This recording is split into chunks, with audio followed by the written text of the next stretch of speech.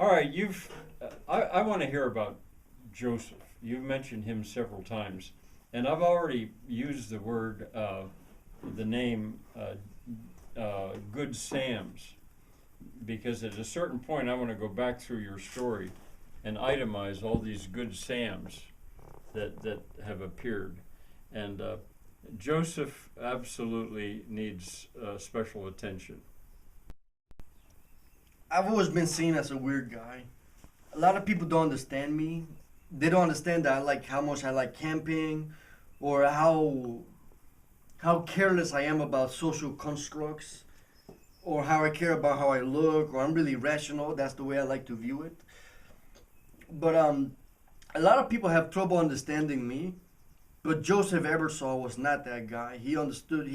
The second day, I mean, the second day we met each other. We just great guy, you know. I mean, it almost seems like an older version of me that was successful, you know, or that pulled through in life, you know.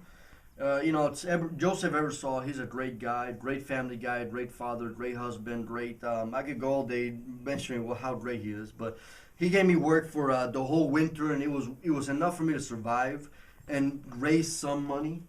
It was hard to raise money just because it would seem like always. I mean, whether a hospital needed, or I don't know, either like a physical check for a driver's thing, or something of that nature. Like, it always seems like it was hard to raise up money. You know, I mean, I imagine everybody has that problem, but it was good enough for me to survive the winter, and still have a moving feel to me. You know, but pretty much.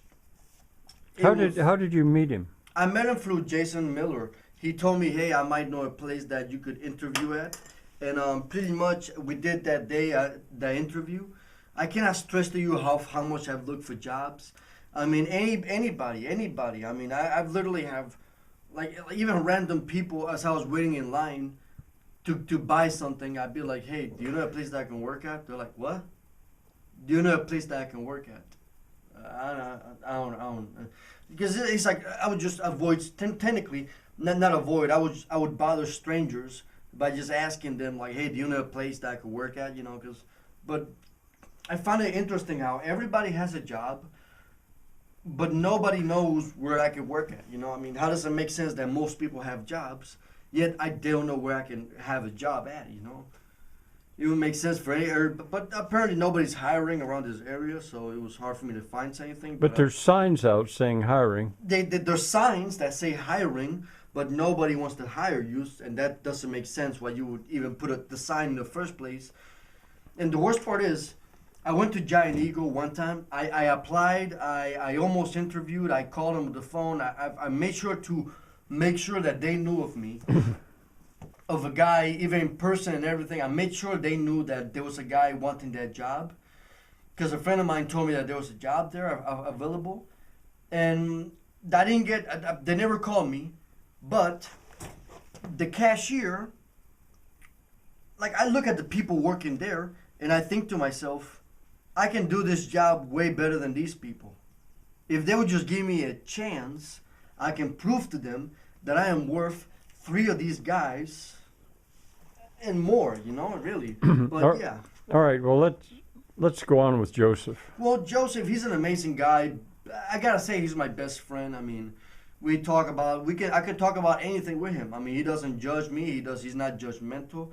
He's not, something that when I was little and we used to go to church, I really appreciate the fact that whenever I saw a homeless person or a person in need, that I really like the thought of churches when they bring up the fact, but the Bible is really philosophical. And one of the things that I'm really fond of is come as you are. Come as you are, just, you know, and I really like that. And Joseph, he's the type of guy that he'll welcome anybody as they are, not as they stay, because you gotta evolve into the best version of yourself in life. That's the whole point of it. But pretty much, I mean, Joseph is amazing. He's a fun guy. I mean, we've done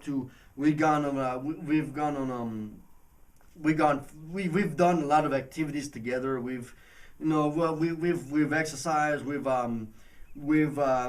gone to fishing spots. You know, we've done a lot of things together, just hanging out. You know, so And he introduced you to me. And he introduced me to you, and his first thought was, how come I haven't introduced you to Frank already? And after I met you, Frank, I even told him seriously, like, hey, what gives? I mean, you should have introduced me to Frank a long time ago. I mean, I would have introduced, I mean, no, but he forgot about it, so, or he forgot that, or he didn't think about it. He's like, because he was under the impression that you were a blacksmith. You know? Which is a little funny.